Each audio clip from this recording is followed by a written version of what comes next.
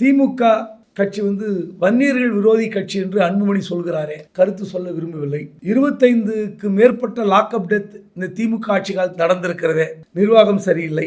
சட்டமன்ற உறுப்பினர் அருளை நீக்கி இருக்கிறாரே அன்புமணி, நீக்குவதற்கு அவருக்கு அதிகாரம் இல்லை. சட்டமன்ற உறுப்பினராக பாட்டாளி மக்கள் கட்சியின் கொறடாவா இருக்கிறார். அதனால நீக்குவதற்கு நியமிப்பதற்கு எனக்கு அதிகாரம் இருக்குன்றாரு.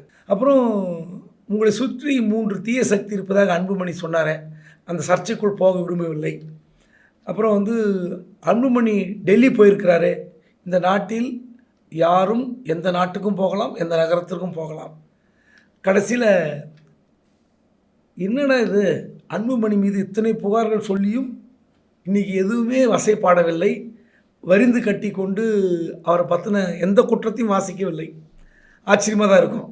இது என்ன காரணம் என்று விசாரித்தால், இந்த பிரச்சனைக்கெல்லாம் காரணம் மருமகள் சௌமியா அன்புமணி தான். அவர் அமெரிக்காவுக்கு சென்று விட்டார். மருமகள் வெளிநாடு சென்றிருப்பதால் அன்புமணியை எப்படியாவது சமாதானப்படுத்துங்கள் என்று பெரியவரே ஏதோ சொல்லி அமைச்சிருப்பா போகிறது.